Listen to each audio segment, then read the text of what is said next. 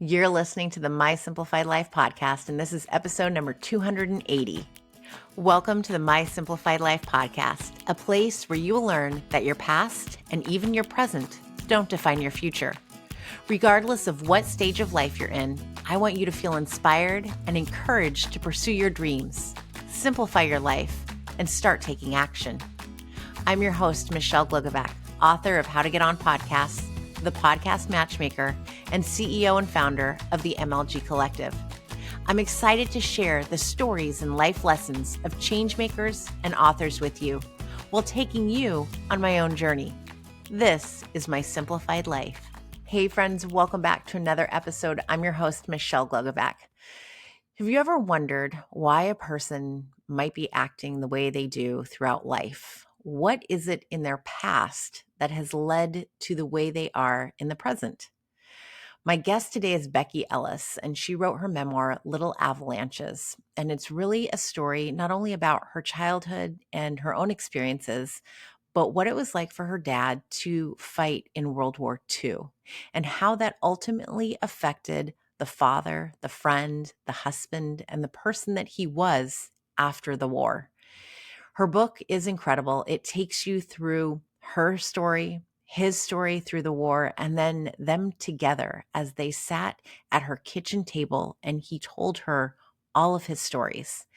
It is such an incredible book, and I am so grateful that Becky took the time to not only write all of this down to share it with us to get a different perspective, but that she's also taken the time to talk to me about it and to really share what life as a veteran looks like, whether we're talking about World War II or today, and how their experiences affect who they are. Get ready for a wonderful conversation. It is so heartwarming, and I love Becky. I love our conversation, and I love her book. Hi, Becky. Hi, Michelle. It's so good to see you. I love, it's been a little while since we've gotten to hang out and chat together, so I'm looking forward to this. Me too. I love talking to you. Oh, you're so sweet. Can you introduce yourself to everyone, please? Yes, I'm Becky Ellis, and I'm the author of Little Avalanches, a memoir. And yeah, that's who I am. But you're so much more. I'm so much more. I also teach and coach writing, and I'm the daughter of a combat sergeant from World War II, and I'm a mother of 3 daughters. And See, yeah, that's a lot. And your yeah. memoir ties into truly all of that, which is why it's so unique in the way you've put it out there with your perspective and then hearing your dad's story. Let's just dive in and talk about your memoir. Because it's also, I feel like it's not just your story, like memoir wise, but it's also the story of your dad's. So it's almost biographical in a way. Yes, it is. It's written in 3 parts because it was really hard to figure out how to create a memoir that was also about someone else, because memoir is supposed to be about one slice of one person's life. But I wanted this story to be at least 2 parts of my life and also 2 parts of my dad's life so that I could show the generational impact of war. And that's really hard to do. And it's hard to accomplish empathy and understanding without knowing the other person's story, is Yes. basically how it went for me. So it is, the first part of the book is my childhood, and I present it to the reader the way I experienced it, which is I experienced my childhood without knowing anything about my dad's wartime experience. And he was a combat sergeant in World War II. He was a rifleman, so he crossed the front lines first. And his division, the 104th, which were called the Timberwolves, they had the longest time of continuous battle of any other infantry division in World War II. They were on the battlefield for 195 days straight, which is a long time. It's 6 months, over 6 months. And he came back and wouldn't talk about it.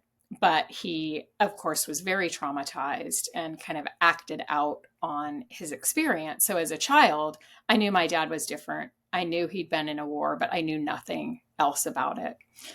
And then he started talking to me about it when he was 89.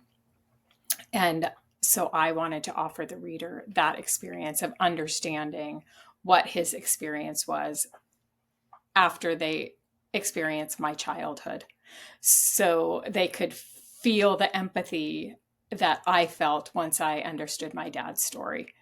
Most people don't like my dad very much when they finish part one. Some Yeah. people really don't like him.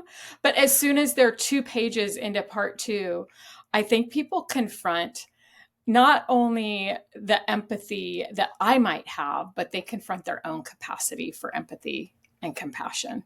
Yes, and it's something that we still grapple with today, that veterans come home and they don't talk about it. They don't get the help that they need. Not much has changed since World War II, which is really unfortunate. But yeah, I remember reading the book and reading what you'd been through, and I was like, "Oh my goodness." And she still talked to him after all this. But then as you go on and you build the story of not only what he went through, but then how you talked about it as two adults, and he opened up to you and your eyes were open, therefore the reader's eyes are open too, of okay, now we get it. And I think that's got to be true for so many. I know that we bonded over my association with, my father-in-law's division in World War II, and how so many men come and say, oh, I haven't shared any of these stories with my kids. Maybe it's time before it's too late. And we're getting to that point where it's almost too late for many. Right. Yeah. Well, for most World War II veterans, it Yeah. is. And it was and is still. I believe veterans kind of live behind a veil of silence, and so do their families. The veteran doesn't talk about it. And so I know I was trained into silence as well, in the way of role modeling, like, oh, yeah, we don't talk about that kind of stuff. And I was at a presentation at a veterans group just a couple months ago, and the mayor of Beaverton, which is in Oregon, is a combat veteran. And she introduced me, and she stood there and said, the story is important. I won't even tell my mom what happened to me in combat, and I know I need to. And she was holding her baby, who was like, I don't know, 6 months old. She had her in a little front pack, which was really cute. But she's standing there knowing that she needs to tell her story so that her mother and her children will understand her. But she said, I don't want to burden them. And I Mm. thought, and there it is. I think veterans don't tell their families because they are so burdened with the wounds and the weight of war and any military service, really, not just combat. But they don't want to talk about it, I think, because they don't want to put that burden that they're carrying onto somebody else. And I think what they don't realize is we carry it with them anyway. Like, we feel their suffering, we feel their pain. And as a child, I felt my dad's wounds so deeply, but I didn't understand them. I didn't even understand them as a woman, a teenager, or a young woman, or a middle-aged woman. It wasn't till I was 49, 50 that he opened up and started talking to me. And I finally understood who he was. And then I could understand myself so much better. Mm. What a gift. Yeah. And it changed even my relationship with my 3 daughters, because understanding myself and, oh, this is why I'm like this. This is why I do this, right? Now I understand why I can be a sergeant myself sometimes, which Right. I think I'm so sweet and kind and nice. And my kids are like, you're a little strict, mom. Like, who, me? I'm so sweet. How could I be strict? You know, Yeah. but seeing that in my dad really helped me understand it in myself, and kind of heal a lot of that for my children too. What was that like to sit down and have that first conversation, and how did it start? Because I know it was a difficult one. I know that you cover this in the book. Walk us through what that was like, because I know many would love to have these conversations and don't know where to even begin. Yeah, it's really hard to have the hard conversations. I want to acknowledge that, and I also want to acknowledge that some people aren't safe to have conversations with. So we all have to feel safe before we're going to go into a deep conversation with someone. And I had maintained a relationship with my dad over all the years. You know, I think all little girls, all young women, all grown women, we want to have a great relationship with our dad. We want to love our dad. We want our dad to love us. And I was always attached to that and holding on to that and going for that. And my dad came to visit me when he was 89. And I truly believe his mortality finally caught up to him. He was a person who said he was going to outlive all of us. Like, never worry about him. He was going to outlive all of us. And I think he had this mentality of nothing can get me, because on the battlefield, everybody perished except my dad and a handful of guys. And he knew it was luck. And so I think he thought about his mortality every day, but he also sort of thought, oh, it's not going to catch up to me. I think it was this really strange paradox. So he came to visit me in my home in Portland, Oregon. And he came twice a year to visit, and he was there. My kids were at school, and we were sitting in the kitchen, and I was making him a tuna sandwich, which was already weird enough because my dad never ate out of cans after the war. I ate out of garbage cans in the war. He wouldn't eat up, not soup, not beans, nothing out of a can, but he wanted tuna that day. So, okay, I'm making him tuna. And from across the kitchen, he says to me, "Hey, Becky, do we have any issues to clear up?" And I thought, what's happening? Like, did I forget to leave towels for him in the bathroom? Or I don't know, like, does he think I was doing some weird passive aggressive thing? What did I do in the last 5 minutes? Because my dad did not talk about the past, not 5 years ago, not really 5 minutes ago. And so I thought, what did I do that he, thought I might be offended or something? And I looked at him and I realized, oh, he's not talking about right now. He's finally talking about the past. And I said, "What are you talking about, Dad?" He said, "I want to know if we have any issues to clear up."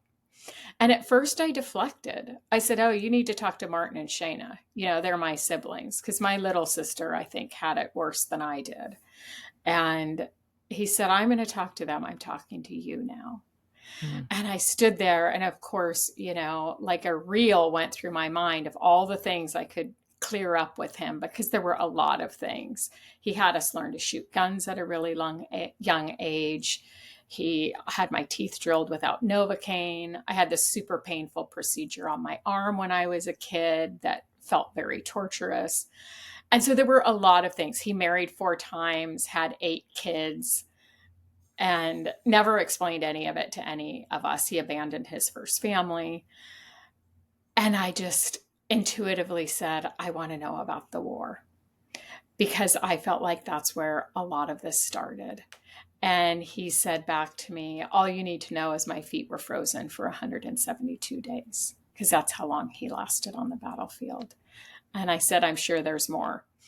And so my dad raised me in his likeness to be super relentless at times and very persistent.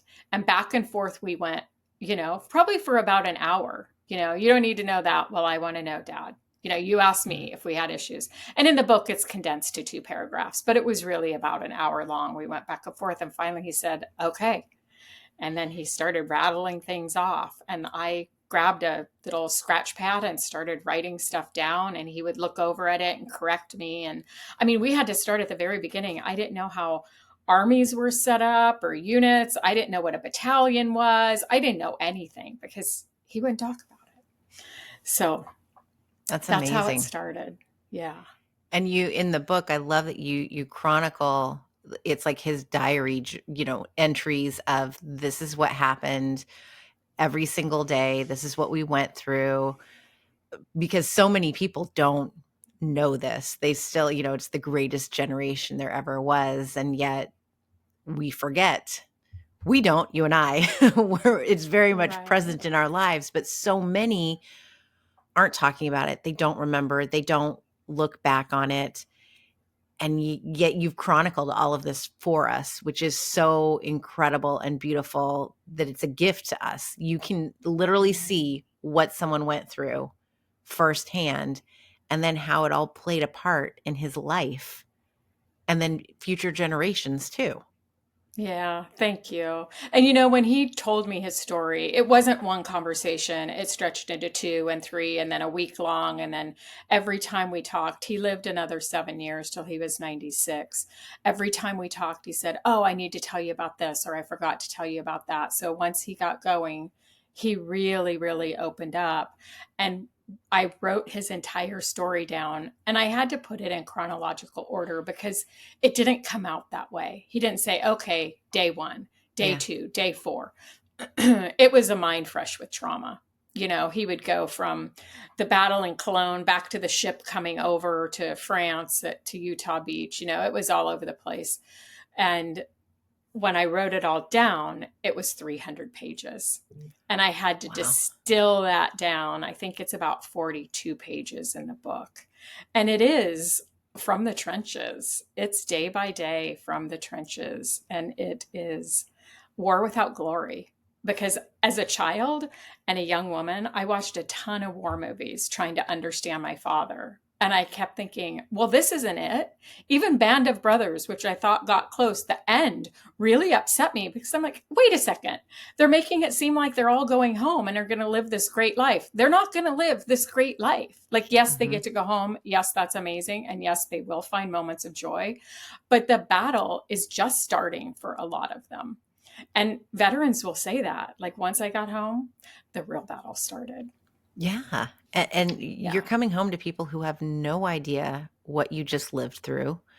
I think that's why so many of them have kept in such close contact, when they come home, because Mm. they're comrades, they understand. They saw what the other was going through, they felt it, they witnessed it. And then you come home to us, and this is why I think they don't want to quote unquote burden anyone with their story, because it's so unimaginable that Yes. this is truly what war is like. This is Yeah. what happens. This is what you see. It's mind blowing. I mean, you think of a soldier who goes out there and you shoot to kill, and whatever the orders are, and that is literally what you have to do. And then you should just go home, get on a plane, be with your family, and that's it. Right. And the thing is, my dad talked a lot about how you have to be dehumanized in order to fight in a war. And he said that's what the military training is for, is to dehumanize you. You can't run into machine gun fire. You can't shoot and kill unless you are dehumanized. And when you come home, there's no rehumanizing of Mm. any kind. You know, it's, yeah, go back home, go back to your family. And a lot of veterans talk about, especially combat veterans, talk about how the battle with themselves then begins. And that's why the veteran suicide rate is so high. And we don't do a good enough job helping veterans reintegrate. I think we have to do better. Yeah, there's so much we're lacking on, that it needs improvement. So, Hmm. and yeah, all of these things baffle me as to why we're not doing more. I will not understand it. Our focus is really messed up in a lot of ways, and in the wrong places. Right. Uh, And what? Yeah, go ahead. I was just going to say, anytime I hear in the news, there was that veteran in Colorado Springs who was at a nightclub and there was a shooter, and the veteran saved everybody. He Yeah. attacked the shooter instinctually. It took over. And he talks about, and he was written up in several articles. And one of the interviews with him, he talks about he was a thread away from killing the guy. And then we had the veteran on the subway in Manhattan a couple of years ago in New York, and he didn't stop himself. And he killed a homeless person. And whatever triggered him to do that, you can be a hero or a villain Hmm. as a veteran. And there is a fine thread of a line that pushes you from being one to the other. And I think that people don't really understand that very well. Yeah. We're watching, this is slightly random, but not, we're watching Shrinking on Apple. Mm, And there is a veteran who is in it, and he's a young man.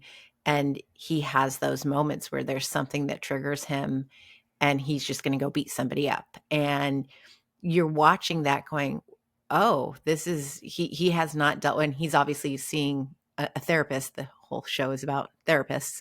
But, mm, to get to that point of what is not going to trigger me, and if it does trigger me, how do I handle it and making sure you don't go over that line, because this is not normal. That going to war is not normal. Right. And to bring it back to the family, the thing I wanted to understand and write about and share is what it's like to be raised in a family with someone who walks that fine line of being hero or villain, Mm. because it's an hourly decision, right? And my dad was triggered a lot when his whole life, actually. He was triggered a lot. And as a child growing up in that, I grew up being very guarded and very closed and very careful. It's like people who are raised by an alcoholic. I walk in a room, even still today, and I see who's there, where they are, what's going on. Like I am on high alert almost all the time. And how this has affected me as a woman is like my adrenals have been shot since for a few years now, because I've lived my whole life on high alert. Yeah. And it's I'm getting better, and that's the work, right? That's the work of healing. It's like, no, we don't have to be on high alert all the time anymore. But that's how it's passed down. And what I really wanted is people to understand that, how this is passed on to children and what the child's experience is. Because there were no books. There was one other book I could find called Falling Through the Earth, which is a beautiful book about a woman whose father was in Vietnam, but nothing else about the children's experience. Mm-hmm. And there's not really a voice for children Yeah. in the war narrative.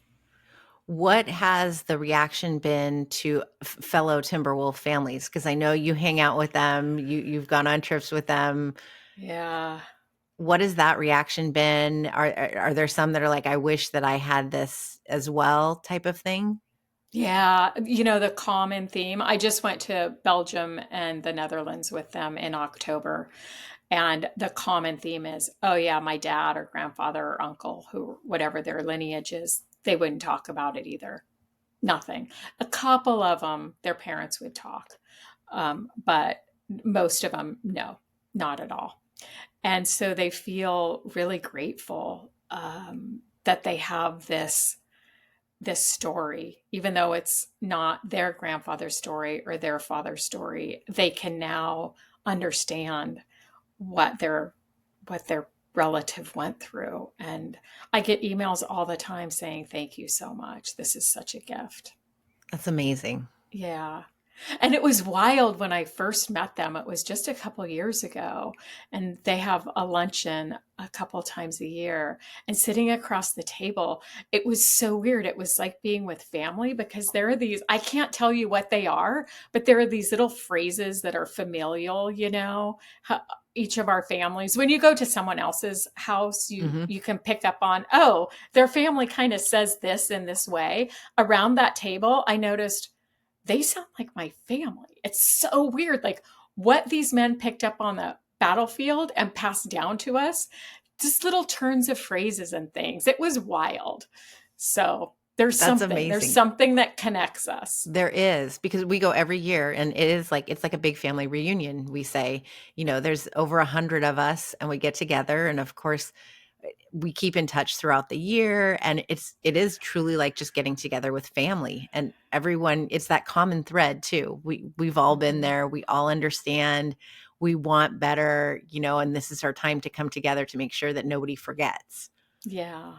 Yeah. So I totally get that. Yeah. Yeah, there should be more of us getting together outside of our divisions.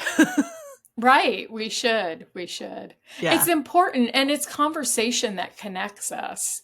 Silence separates us, Mm. and stories connect us, and conversations heal us. And I think that no matter what our trauma is, we really need to start having deeper conversations and saying the thing that we're not saying. It's my belief that everybody has something that they are not saying. Oh, It's a yes. really hard thing, and to find a safe place to say that thing and say your truth, which sounds so trite and so cliche. But if you dig deep enough, I think there's something every family is just not really talking about, and how that silence really profoundly shapes who we are.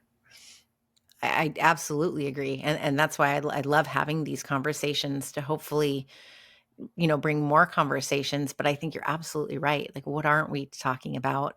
Yeah. And I think there's shame around it of, well, if we let people know what really happened 30 years ago, 40 years ago, 50 years ago, then, they might look down on me today. And, we shouldn't, because there's the lack of empathy. And there was whoever Oprah's book club pick is for this month, she said that there's a lack of sadness in the world. And the Mm. fact that we can't be sad for others when we hear their story is why we can't empathize, and why there is such a lack of empathy right now. And oh, that's exactly it. I think that when you hear someone's story, if it doesn't move you, then there's something that's lacking, Right. you know? Right. And so I think that if we have more of these conversations, then we can build upon that sadness. Not that we want everyone to be sad, but to be able to be sad for someone means that we can understand what they've been through. Yeah. And, I think people want to have the conversations, but I don't think that we know how, which is super interesting because my book came out in March of 2024, and I've been out talking to tons of people, not just veterans. And there's this theme that kept coming up, like, Becky, how do we start the conversation? How do we have the hard conversation? And I think people expected me to be the conversation expert, and it's great. I will go there because I'm that kind of person. I was trained by my dad now also to have the deep conversation, right? Our conversation lasted 7 years. I've had them with my kids now. I've had them with a lot of people now. And so I've started putting out a newsletter that every month I share, here's a really hard or messy conversation that I had, and here's how it went. Here's how I had it. And it's interesting. I think people are really wanting to share something because they're asking that question over and over. Well, how do we do this? I love that. Do you think it's harder to have the conversations with someone that you're related to versus more like strangers? I think that depends on the relationship, really. Because for me, I would say sometimes it depends on which one of my relatives, actually, which Mm, one holds a grudge, which one is spiteful, or which one is super open. And I feel so loved by them that I know anything I say will be okay. mhm. Right. And I have friends who some it's easier and some it's harder. You know, some are more open to it and some are tougher, you know? Yeah. So I don't know. So I hopefully all of us are the easy, open friends that are willing to have these conversations. And it's hard to stay open. I have people ask me, did you find closure with your dad? And I did not find closure. What happened was my heart broke about 1,000 times when he was talking to me. And Mm, I feel like it broke open. And I don't ever want it to close again, mm. because now that it's open, I can have those conversations. And I think that we're not really looking for closure. We're looking for opening, and we're looking for openness. That's And beautiful. I You've think dropped some it's, things already. I'm like, oh, I got to write this down. well, I think it's that opening that we all really want. We don't want to be closed. We don't want closure. I don't think anybody does. I think it Yeah. is something that we all got our minds around. Oh, I got to close and tidy this up. No, crack it open, be messy. That's where the stuff of life really is, I think. Did he have these conversations with your siblings in the end? He Did it come he out the had, same way as with you, or was that totally different?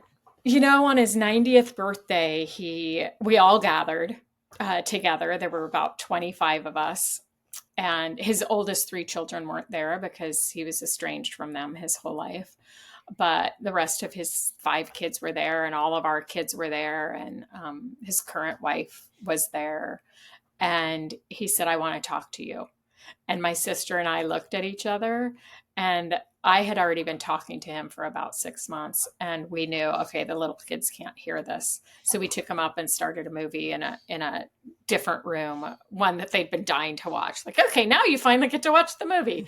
And my dad had us all sit around the table, and for an hour he talked about the war. And my brother-in-law, my sister's husband, is a Marine veteran.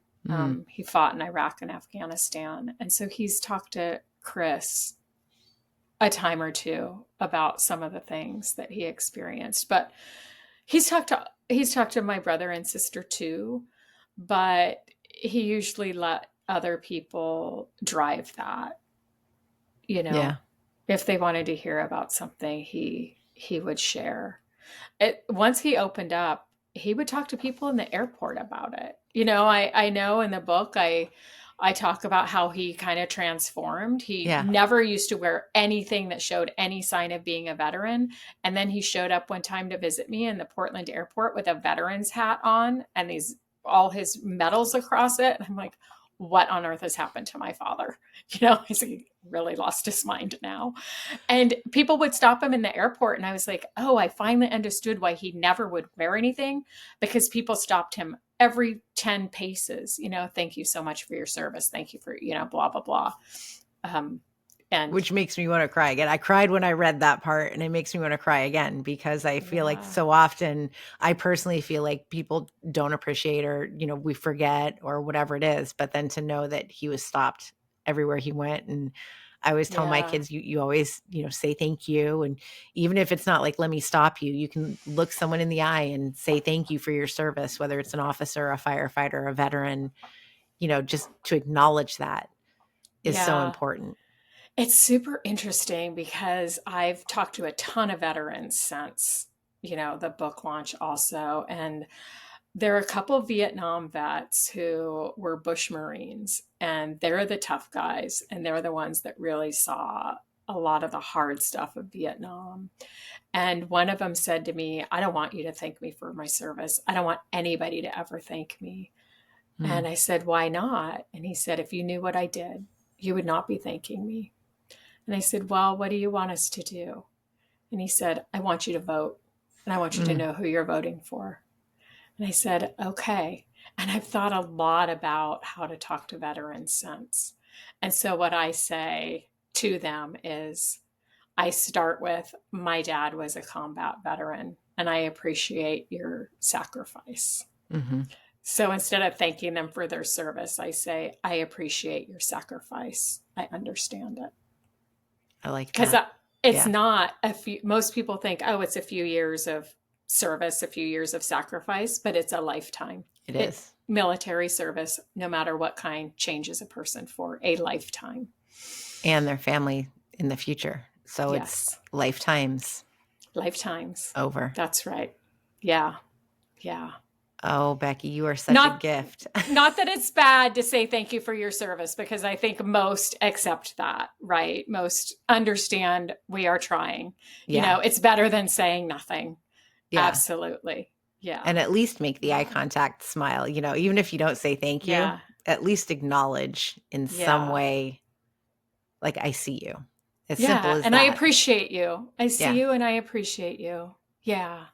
Yeah. You are a gift. Your book is a gift.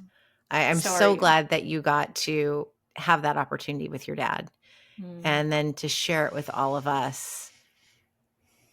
It's just wonderful. I'm at a loss of words, because it's something that it's treasure that so many don't get to have, and you not only have it, but you've shared it with all of us so that we get to experience it as well and have a deeper, meaningful appreciation for what your dad and so many others went through. Thank you. And thanks. I appreciate that. And I appreciate you too. Oh, you're fabulous. Thank you. A feeling is mutual, my friend. You've helped me so much get the word out, and I thank you. Appreciate that. Thank you. Where can everybody find the book, find you, get more information on your newsletter and those tough conversations? The book should be almost everywhere. I know it's sold out in most bookstores, but yay! I know. I know Barnes and Noble still has it, and the paperback's coming out in January. So it'll be restocked everywhere again, hopefully.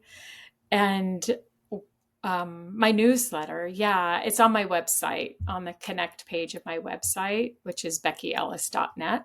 People can find it there. And I love hearing from readers. I always answer. So if anyone has anything to ask or say, join the conversation. I'm here for that.